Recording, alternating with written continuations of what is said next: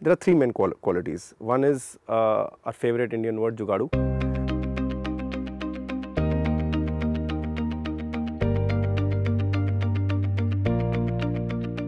Can you start by giving us an overview on the fintech market in India? Timing for that question is pretty awesome.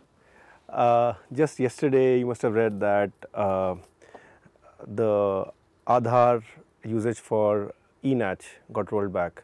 So when we said a couple of years ago that we're going to go really strong on Digital India, it looks like we're going strong in the reverse gear.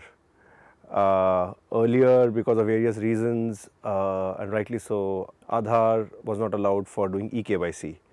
And very recently, Aadhaar is not allowed for e-Natch. So this poses two big problems for fintech companies. One is how do I do an eKYC for a user? I'll have to actually go and visit, and or I have to take a live video or something like that. And second is, if I can't do e-Natch, which means I cannot put a standing instruction on a user's bank account to get money back that I've lent to him. So I have to physically go and get a check. Now that increases the cost. So right now, I think every fintech company in the country is right now going back to the drawing board and figuring out how do we grow, right? And how do we become more nimble and faster than the existing institutions. Having said this, in the last 1 year, I think fintech has made pretty awesome strides. It's the flavor of the season, and rightly so, because we've disrupted a lot of standardized processes and the industry. But I think it's time for us to take a deep look at how do we want to actually grow this whole industry. And there's also been a fair bit of confusion in terms of what is happening in some grey areas because of a lot of changes that have happened. So what can we expect from this space in the year to come? See, India is at the forefront of fintech innovation. Let me tell you how. No other place in the world we have something like a UPI architecture.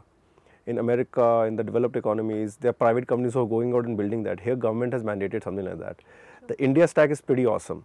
I think every entrepreneur loves it. Fine, for that to be sustained, I think India needs data privacy laws, much more stronger governance framework so that the data stays in the right location, and so on and so forth.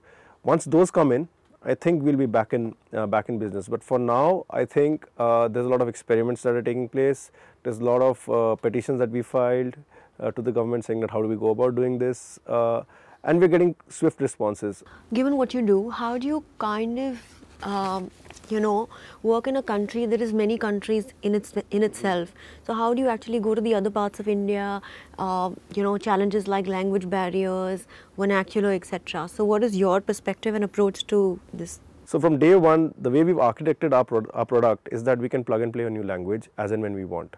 The entire text across all screens gets changed at the click of a button as long as we have the content available.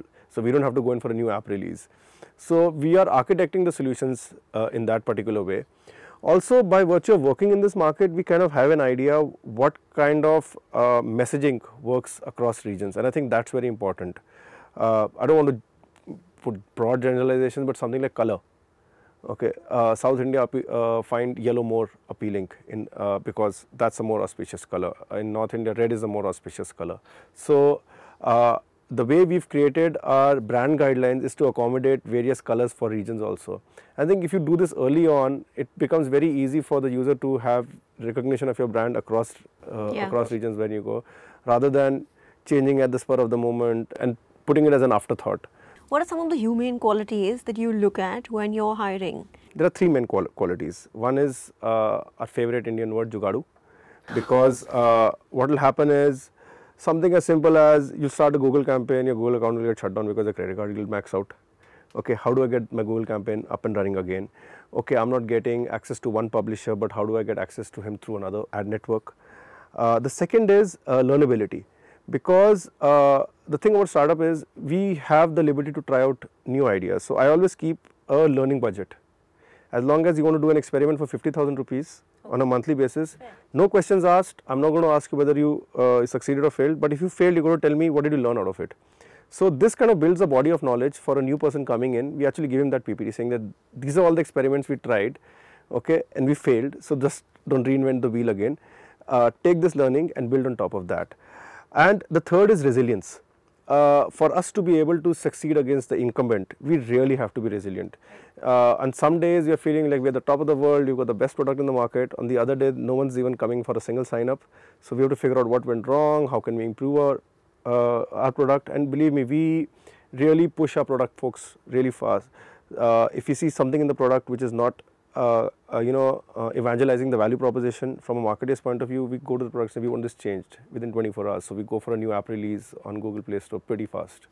And typically other companies, they have a month ka cycle. So you see the kind of speed that there's agility kind of thing.